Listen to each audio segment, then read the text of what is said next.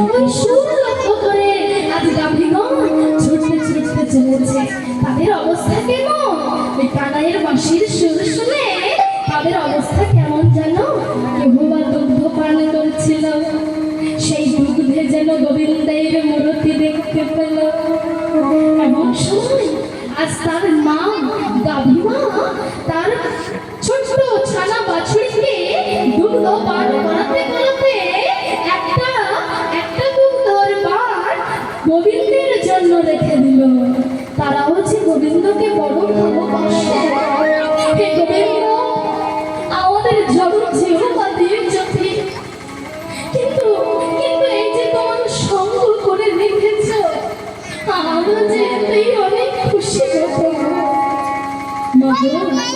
এই জগতে তোমাকে দেখতে পারে না, কথা বলতে পারে না, চলতে পারে না, নয়ন মেলে দেখে পথ ধরে ধরে হরিবাসনে এসে হরিবাসনের সুন্দর রূপ গোবিন্দের রূপ দর্শন করবে। অন্ধের তো সেই ক্ষমতা নেই। ঘোড়া যে হাঁটতে পারে না, সে যে হেঁটে এসে দুটি বাহু তুলে কত সুন্দর করে নৃত্য করবে, তারও যে সে ক্ষমতা না। যে কথা বলতে পারে না, হা কৃষ্ণ বলে যে কাঁদতে পারে না, সে জানে এই যন্ত্রণা কত, এই কষ্ট, কথা বলা না বলার কত কষ্ট। আর আমরা যে কথা বলতে পেরেও, দেখতে পেয়েও, চলতে পারলেও একটু দুটি বাহু তুলে কৃষ্ণ নাম করতে লজ্জা পায়। হরি কথা বলতে আমাদের জীবে আটকায়। ওরে এখনো বয়স হয়নি, বয়স হোক তারপরে কৃষ্ণ কথা বলবো। কিন্তু জানো, ছোটবেলা থেকে যদি ভজন সাধন করে, সেই ছোটবেলার ভজন সাধন হবে ঘি দিয়ে প্রদীপ জ্বালানোর মতো। অনেকক্ষণ বাজবে, অনেকক্ষণ চলবে। আর যদি মনে করে যৌবন কালে ডাকবো, সেই ডাকা হবে তেল দিয়ে প্রদীপ জ্বালানোর মতো। ধরুন বেশ কিছুক্ষণ চলবে, তারপরে আর চলবে না। আর যদি মনে করেন এখনো তুলসী মালা নেওয়ার সময় হয়নি, কৃষ্ণ কথা বলার এখনো সময় হয়নি, এখন বন্ধু বান্ধবের সঙ্গে মিশতে গেলে হরে কৃষ্ণ বলতে লজ্জা লাগে, রাতে রাতে বলতে লজ্জা লাগে, আমার গলায় তুলসীর মালা নেবো না, বয়স যখন চলতে পারবে না তখন বলবো। কিন্তু যখন আপনার বয়স হয়ে যাবে, এই সুন্দর বদন আর থাকবে না, এই হাত দিয়ে তার চরণে আর পুষ্প দিতে পারবেন না, এই বদন থেকে হরি বল আর বলা হবে না, হয়ে যাবে হরি বল আর বলা হবে না। তাই সেই বৃদ্ধকালে ভজন সাধন হলো জল দিয়ে প্রদীপ জ্বালানোর মতো। জল দিয়ে কখনো প্রদীপ জ্বালানো যায় না, শেষের দিকে গোবিন্দ ভজন হয় না। কখন যে মায়া ত্যাগ করে চলে যাব, প্রদীপ আর জ্বালা হবে না, প্রদীপ আর জ্বালা হবে না। তাই তো বললে দেখবে কিছু কিছু ভক্ত আছে সারাদিন কাজ করে ভাবে সন্ধ্যাবেলা একটা ভজন সাধন করবো, কিন্তু সন্ধ্যাবেলা নামের মালা যখন নিয়ে বসে দীর্ঘ পাতার ফটো এনে জোগানো প্রেয়সী,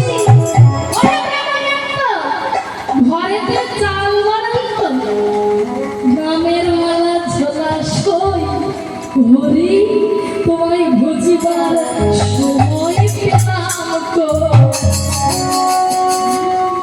সন্ধ্যাবেলা নামের মালাটা যে নিয়ে যখন বসলেন, যে কোনো কাজ সে আপনার সম্মুখে দাঁড়িয়ে থাকবে, আবার মনে করছে ভোরবেলা ডাকবো, তখন চারিদিকটা নিস্তব্ধ থাকে, সেই সময়টা ডাকার সময়। কিন্তু করি করি মনে করি ভোরবেলা করবো তোমার সব, সেই সময়ে খোকা জেগে বাধাই কলরা, সেই সময়ে জেগে চাঁদ মুখেতে ফোটাই কই, বুঝিবার সময় পেলাম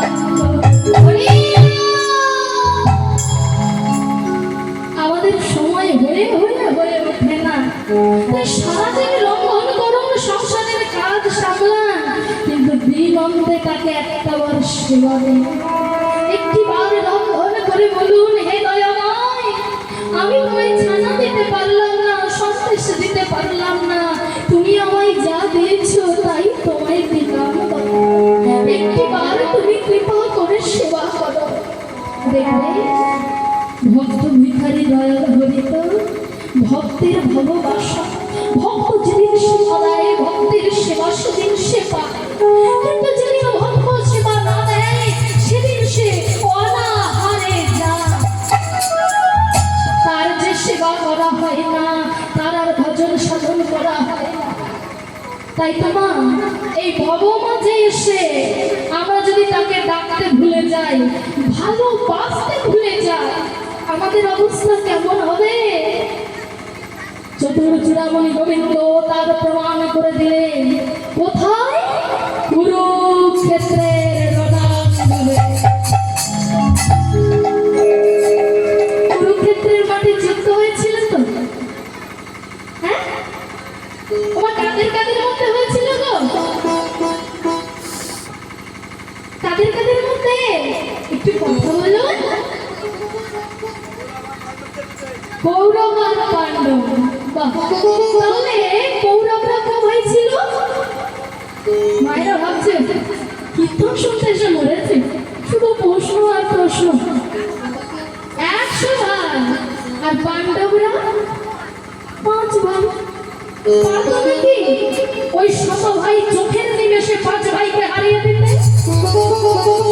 পারতো না? অবশ্যই পারতো, কিন্তু অহংকার যে ভগবান সইতে পারে না।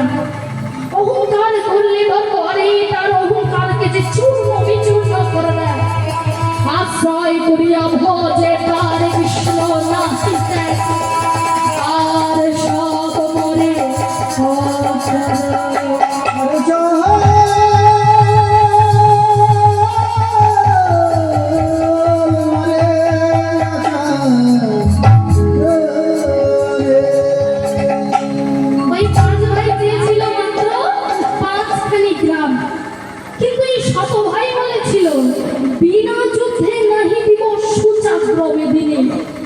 যুদ্ধ চাই, যুদ্ধ করো, তারপর যদি তোমরা বিজয়ী হও তারপরে ভেবে দেখো। আর যদি জিততে না পারো, ওই সূর্যের আগায় যতটুকু মাটি উঠবে ততটুকু মাটি দেব না।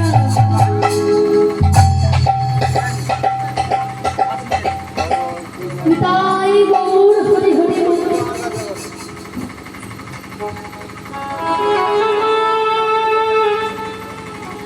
আমার এই মায়ের পিতা মাতা যেন তার আত্মা যেন তাদের আত্মা যেন শান্তি পায়, ভগবানের চরণ যেন আশ্রয় করতে পারে।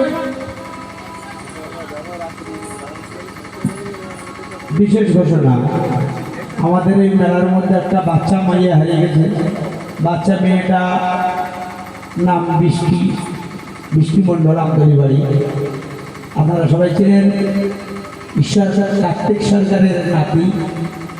যাই হোক, মেয়েটা যদি কেউ পেয়ে থাকেন, কার্তিক সরকার মহাশয়ের স্ত্রী খোঁজ করছে বা ওনার মেয়ে খোঁজ করছে, ওনাকে জমা দেবেন। এবং সেই সংসারে আপনারা কীর্তন গান আস্বাদন করছেন উত্তরা গোষ্ঠপালা।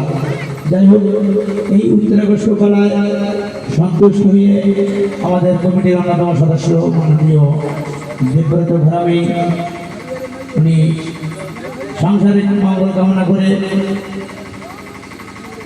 অঙ্কিতা মণ্ডলকে 50 টাকা পুরস্কৃত করে, এবং সেই সাথে দেবব্রত ঘরামি এবং ওনার পুত্র দেবাশিস ঘরামি, ওনারা দুজনে মিলে মন্দিরের চূড়ার জন্য 500 টাকা দান করলেন।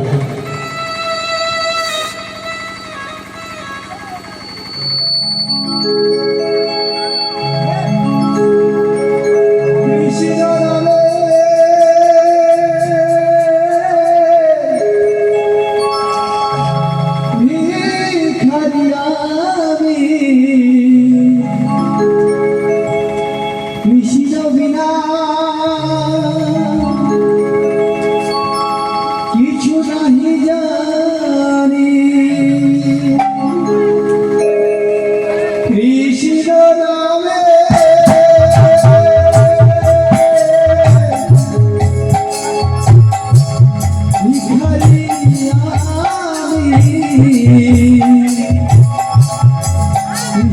বিনা কিছু নাই জানি।